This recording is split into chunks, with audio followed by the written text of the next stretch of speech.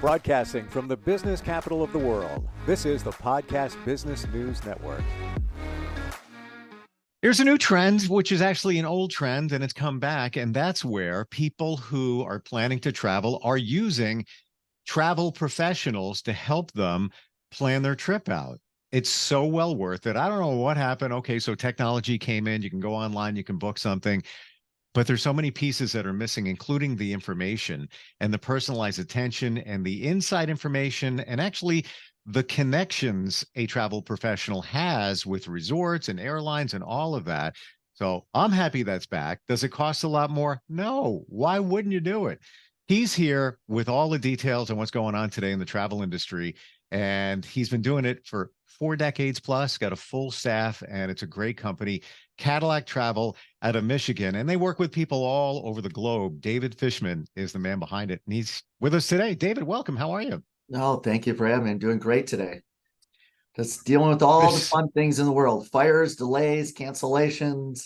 Yes. Leprosy, skip lagging, you name it. There's always something going on in the travel world. So And that's why it's great to have a travel professional, because let's say you were planning to go to a destination, and if you didn't research it properly, you might miss out on something. So let's dig into one incredibly popular travel destination, Hawaii, and the wildfires in Maui on a lot of our radar. Just such a tragic story. In terms of travel, what can you tell us about that?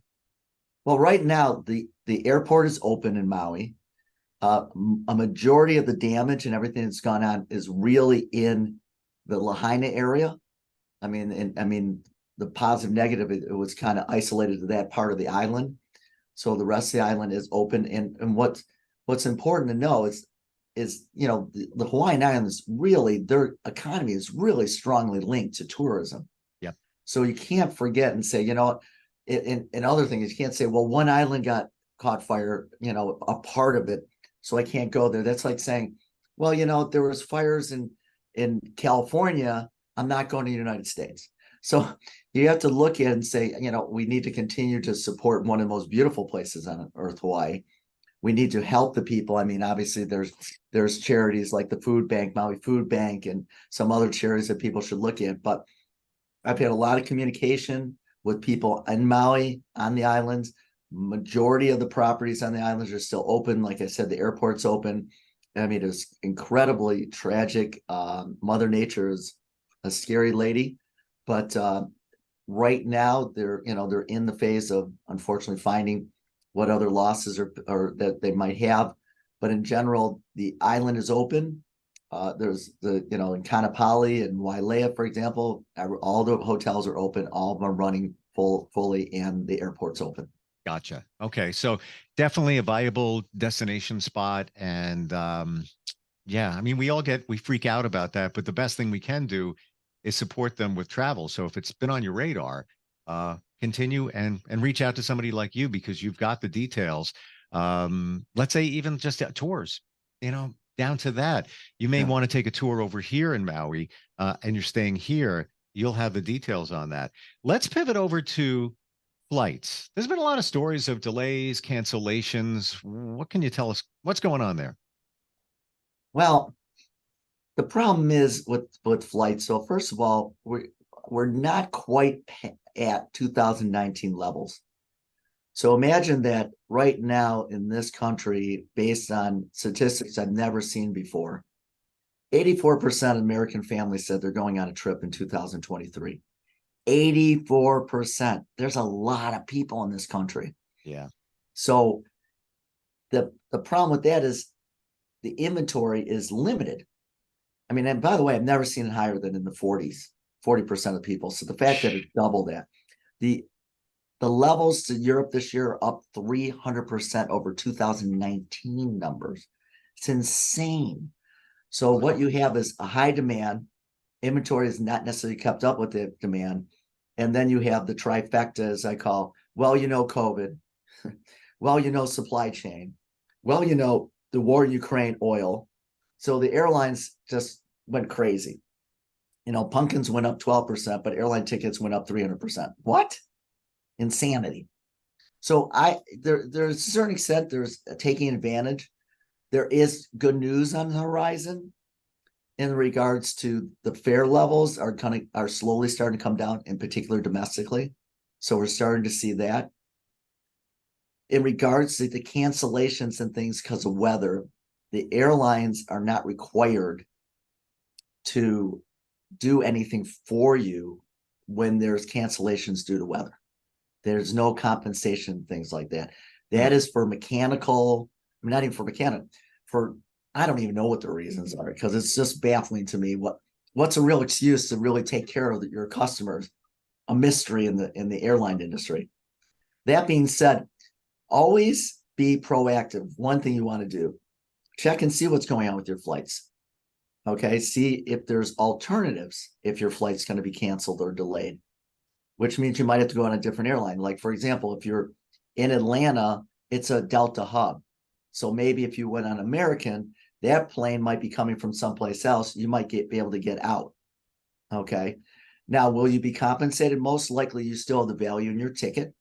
So you still have that value. A lot of times the airlines may compensate you because they're saying, thank you for not having us. It gives us another seat that we can fill. So there's a benefit to you actually changing your reservations and things. But then, of course, one other thing to remember is domino effect. So if there's bad weather in the East Coast and you're sitting in Chicago and you go, it's a beautiful sunny day, why can't I go anywhere? Well, your plane's got to come from New York. Sure. So that's your problem that you run into. That's what people don't realize. Well, it's nice here. What happened to my plane? Now we got the other level. Crews and pilots start timing out, which means they can only have so many hours that they can work before they have to take a break. So now it's that multiplier effect. So, and I'm saying they're not even in the air; they're on the ground, but they're supposed to be working. So, with the not enough pilots, and for most of the airline industry, reduction in staff, and the problem still staffing in the airline industry. You add the weather, so it's become the perfect storm. And that's the issue that's out there right now. And that's something that is difficult for the flying public and really needs to be addressed by the transportation department in the US by raising the age of the pilots, for example, so we can have the pilots working a little longer. There's one solution. And the other is holding the airlines a little bit to the fire on some things, because they tend to use excuses that doesn't always hold water in these situations. If somebody books a vacation with Cadillac and there's a cancellation, what happens? Can somebody, your client, pick up the phone and say, David, my plane got canceled. What do I do now? Can you? Yeah, that's one of my them? favorite things to say. If you booked your stuff online, I always go, who's inside the box? A lot of times you literally can't talk to someone. You have to email them. Yeah. We actually have a 24/7, 365 day a year helpline that you can call. And if they can't fix it, which are really travel professionals that work with us, they can't fix it. They call me. I haven't slept in 40 years. It's incredible. I need a nap because I haven't been closed, because we always take care of our people. I mean, it really came shining through in different situations like 9/11 and COVID, when you couldn't reach the vendors. And so you had someone to talk to that was going to give you information and take care of you and help you out. Which brings us to another part of that is you should really, when you're traveling now, insurance has become even more important. You really need to protect yourself, and you need to know what's covered. So that's another reason to go to a travel professional, because they're going to really make sure you got the right coverage for every situation that happens. So yes, wow. we're there. We're going to answer the phone for you. I want to share real briefly a personal situation in terms of travel that really illustrates just what you said. Back in February, I was going to go to Japan. I've been everywhere in the Caribbean multiple times, blessed to have worked in different islands, going back there, never overseas. My son has affinity for Japan. It's like, Dad, can we go? He's 17. I'm like, yeah, all right. So I book it, and I believe that I'm booking a full package with Japan Airlines. The logo's the same. Everything looks the same. It's a third party because when I started asking questions and then the flight changed and, it was starting out as I believe, a 15, 14-hour flight. Now it flipped over like 20 hours. I'm like, So I call them up and I said, well, what's going on here? Yeah, we'll have to call the airline. Aren't you guys the airline? They weren't. They were a third party. I don't know if or how Japan Airline is connected because the logo is exactly the same. And when I was searching, I thought, and I bought a whole package. So I got refunded because my gut told me, you know what? This is a major trip. Don't take any chances. Plus, I don't want to be on a plane an extra 6 hours because it was a stopover in San Francisco and in New York. I had to pay a little bit of a fee after, but this was just what you said. I had to cancel the hotel. We have to call a hotel and see if they can do that. This is why you work with somebody who's a travel professional. There you go. Yeah, well, one of my favorite things that I tell people, I am a French model because it says so online. I mean, anyone can put whatever they want. They use logos with AI nowadays. They can take information and put it and make it look and sound incredible. Yeah. But if you can't reach out and touch it, and you can't talk to a human being, don't do it. There's two places in life I always say you need an advocate: hospitals and travel. Because True. if you don't have someone to help you out and talk to, and you could spend your whole trip trying to fix your problems. I mean, I've had people standing in line at the airport going, my flight was canceled.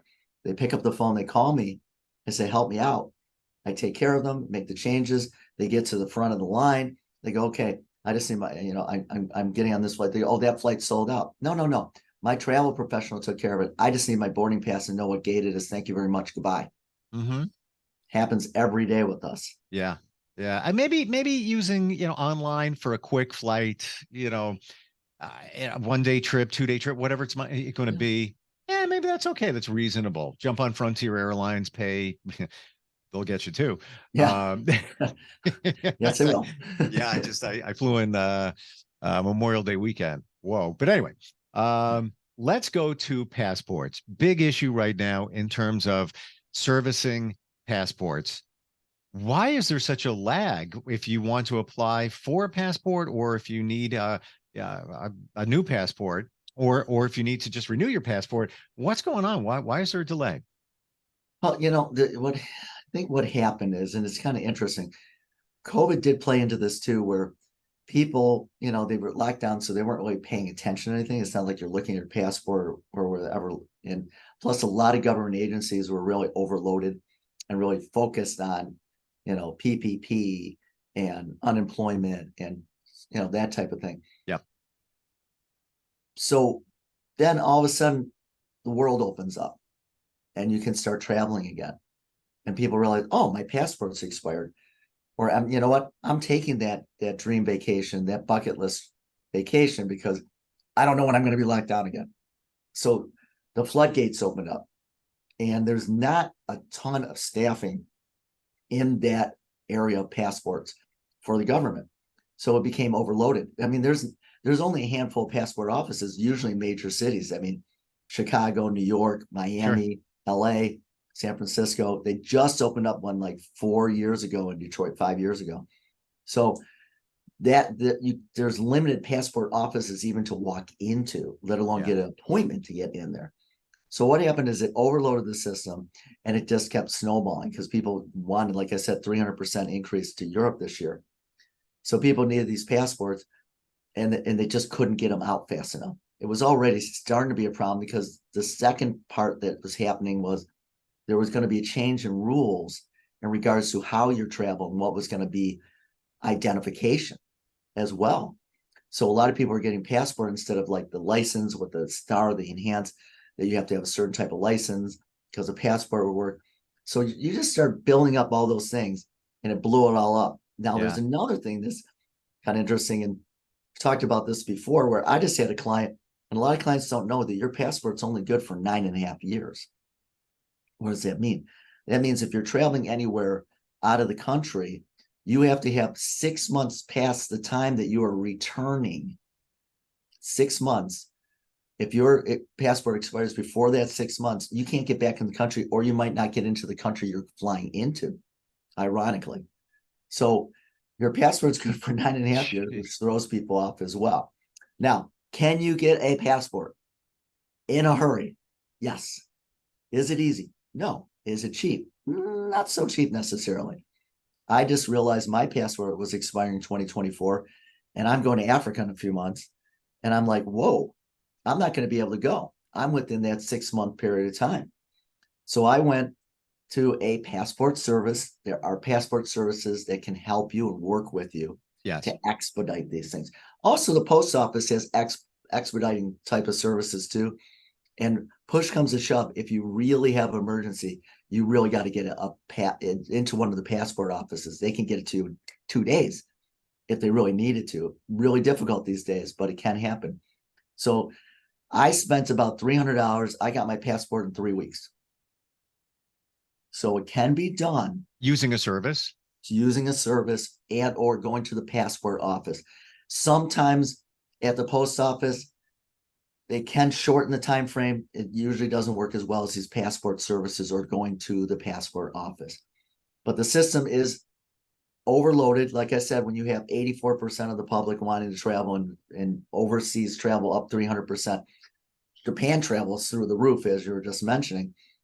So you really need to look at your passport right now, see when it's going to expire, because the average time frame I'm hearing is 19 weeks. Jeez. 19. Wow. Oh man. And speaking from experience, the number you said, I used a passport expediting company, legit, great guy, had him on the phone in 2021, and that was during COVID. And I paid about $350 to renew a passport for a friend of mine that was traveling this time last year, couldn't find my daughter's passport. Planning to go on vacation, was very important. Called up the same company, again, legitimate company, for wait for the number, $700. Fortunately, I found her passport and I canceled it, and they everything was good. It was a very important trip, just a very personal thing, needed to go. But yeah, the numbers are out there, and I guess you can do it yourself, but they know the ins and the outs. I don't know if I would even trust myself trying to do it. Years ago, I didn't, my kids needed a passport, even though American Airlines said I didn't. And it was right when the rules were changing. So I traveled to another state to go to an office to get a passport. And it worked out back then, but a different time. But yeah, be mindful of that. When you take a look at your passport and think, oh, like about 10 years, cutoff date, 6 months. Thank you for sharing that. That's just, that's crazy. It goes to go back to what you're saying. I would always go to a passport service now. I'll tell you why. Because there's people that send in their applications and things. The picture wasn't the right size. It was blurry. There was something, any number of reasons. I had someone that took 6 months to get a passport because they were having issues with how they filed. They had to keep redoing it.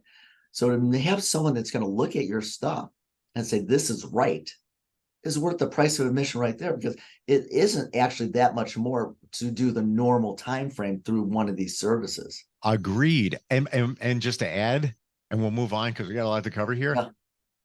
You can't even always rely on the post office, because I've heard of issues there too, where you go in and they're like, yeah, it's all good.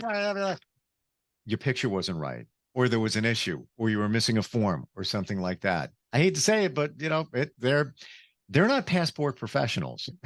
The United States passport, their postal service is not a passport office, No. even though it's how you need to go through a government agency. Right? They don't really know what you need. They just know, hey, here's your form, and you put a picture on it, and we'll send it in for you. Yeah. Can I get your stamps with that? Right. Exactly. All right. There's a term that keeps coming up: skip lagging. What does that mean? Well, skip lagging is a new term for an old, like a hack, shall we say, in trying to save money on airline tickets, where it used to be called hidden cities. And what it is let's say you're going to Atlanta, and it's cheaper to go Detroit. Let's use Detroit, Atlanta, Orlando, and you have to connect through Orlando. What happens is you get off the plane halfway through your scheduled flight to the destination that you want to go to, even though it's continuing on. That's where, and sometimes a lot of round trip tickets, if you had to go one way somewhere, are less expensive than the one way tickets. And so people manipulate the system that way. The airlines frown greatly upon this. They hate it for a number of reasons. One, they, a lot of these small cities connect through the big hub and spoke system. Yep. And so they're basing their pricing on those people connecting through those cities. So there's a price issue and numbers issue. It's all inventory control. The next thing you have is, and we know this became a big thing after 9/11, you can't put your bag on a plane or have something going on in that plane unless you're on that plane. So now that plane takes off, goes to Atlanta, it's going on to Orlando, and will David Fishman please come to the David Fishman? We're looking for David. There is no David Fishman because I'm done. I'm off the plane. Right. Okay. And now it's causing what? Delays, problems in that area too. So now that's another issue that upsets them. So it's not a big problem, but it's a little problem. And for the price difference, it's usually not worth it, because if they catch you, they can charge you more for getting home or whatever, or they could ban you from an airline. They've done that before for people that are chronic trying to do skip lagging. They can do that. Oh, by the way, here's a fun one. Did you ever go to get on the plane? Your overhead storage, bag storage is filled up. So you're going to have to check your bag when you're getting on the plane. Guess what? You can't check your bag because you're getting off the plane. If it goes underneath, you're in trouble. So there's a lot of problems with it, but the airlines really hate it. Wow. Yeah. So your recommendation is don't go there. Don't do it. No. Yeah. And the average savings is somewhere around $40 to $60. It's really not a huge savings for the aggravation, although it may get you on a flight to someplace you want to go that you can't go, because sometimes that connecting city is sold out nonstop, is what I'm trying to say. So that's kind of a hedge that some people take. Yeah, I guess you have to weigh the benefits of that if it's someplace you want to go. And it's funny. You talk about overhead bags. I mentioned Frontier on the trip that I took in Memorial Day weekend. It costs more to have a carry-on than a checked bag on that airline. I'm like, really? It's a smaller bag. It's less you have to pay in fuel. They have it all figured out. They just keep hammering you right along the way. You gotta love Spirit for introducing the nickel and diming. I'm just waiting for the oxygen mask. You got to put the quarters in right, if you want to breathe the air on the plane. Exactly. And also you got to put some money in, scan your credit card to go to the bathroom. I mean, it's what's next? You know what? I would actually pay to not hear the emergency announcement, because nobody listens anyway. And it's, at that point, the thing's going to drop, put it on your face, and that's that. How about the price of flights? We're talking about prices here. Yeah. Anything to add to that? Any thoughts, any tips? Well, the thing about it is, people always go, well, if you booked your ticket on a Tuesday, Wednesday, the fare is going to be, no, it isn't. It's all computerized now. It used to be that you had people behind doors trying to figure out, oh, wait, I got 10 more seats left and and so I'm going to lower it or raise it. It's all inventory controlled. It's all controlled by computers. And it has, first 10 seats cost this much, next 10 seats, and so on and so forth. And usually nowadays, if you buy your seat ahead of time, as far ahead of time as possible, which is usually 300 days, is when air inventory usually opens up. Sometimes it's 330, but most of the time it's 300 days. The farther ahead you buy your ticket, the greater chance, A, you're going to get the flights that you want, and B, it'll be a lower fare. So that really is the case. And so another way to save money on fares is travel on those off-peak times. Travel on the Tuesday, Wednesday, Saturdays. Sure. Okay. That is where you'll find less expensive flights. And sometimes, yes, connections compared to nonstops can save you money as well. But the key word in travel, the key for all of travel to save money is one thing: flexibility. If you're flexible, you can save money in travel. If you like, go to London, in the wintertime, when it's off peak, or go in shoulder seasons. I love traveling to Europe in October instead of during the high season. The weather is beautiful and it's not crowded and it's less expensive. So look at the shoulder seasons, look at the Tuesday, Wednesday travel, be flexible, and you can get deals. Yeah. Wow. Even talking about Japan, the price difference between February and, let's say, July or August, because the weather's similar to the United States, like double the price. Real quick, because we're just about out of time. I'm surprised we got through everything. You're great. Like, you hammer right through. So there is no specific day of the week that you can usually save when booking your flights. Not that when you're going to travel, but when you're booking it. Like you just said, Tuesdays or Wednesdays or all. It's nothing. It's a myth. No, it's hit and miss. I mean, there's another thing that's important to know, and that is, if you're going online, when they say clear your cookies, that is true, because, and I've seen it 1,000 times, if not 10,000 times, where you're looking for flights and the average individual goes to 10 different sites before they book an airline ticket. Okay. So what happens is they see what you're doing. And so eventually you get to that site and it goes, oh, it's $325. You click 45 times putting all your information in, which, by the way, airlines make money per click. And then when you get all done, that $325 is $419. You panic. You've been online for 2 hours. And so you go, I got to buy this ticket now. So there's a lot of bait and switch that goes on, but it's not going to make much of a difference on the days of the week. Yeah. Really, when you purchase a ticket. Not even really. doing your Google search nowadays, Google is so smart. They use 84 data points they know what you're looking for. It's called intent. They know your intent. So they're way ahead. We even know. But bottom line is, a travel professional, it's like they're not searching us, and we're right inside the same computers, right inside the inventory directly with the airlines, but they're not looking at what we're doing.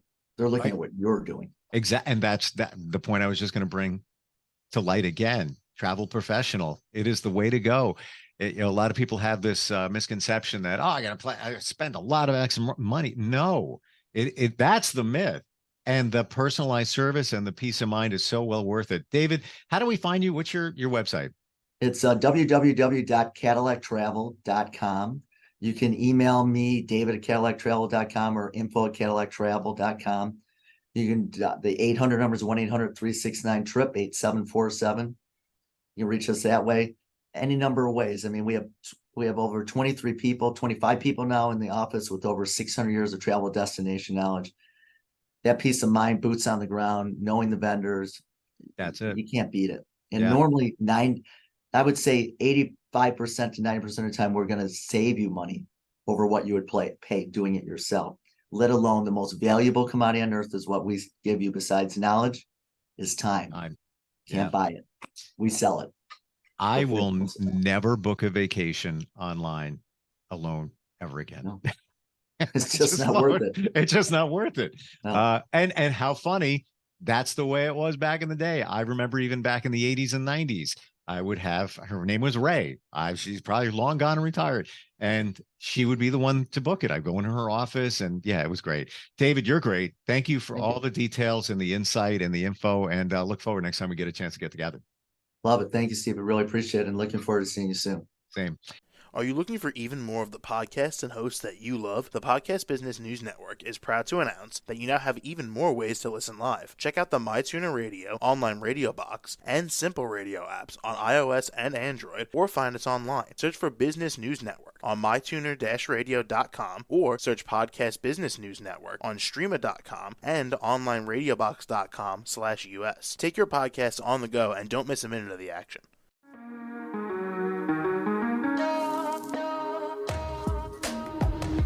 Broadcasting from the business capital of the world, this is the Podcast Business News Network. For nearly 2,000 severely injured veterans, everyday life has become filled with barriers. Day-to-day simple tasks can become pretty daunting. I have to carry my chair up 2 flights of steps or have somebody do it for me. What scares me the most is just the falling. When I'm struggling with my house, I think, to have that one great barrier just knocked down, I mean, it's crucial. Home for Our Troops is a wonderful nonprofit that builds a mortgage-free, fully adaptive, handicap-accessible house. And there's no catch. It'll be our very first home that we've ever owned. This is a game changer. This is where your life begins again. We need you to join us in completing this important mission. Please visit hfotusa.org and help build homes and rebuild lives. Because of you, everything's going to be okay.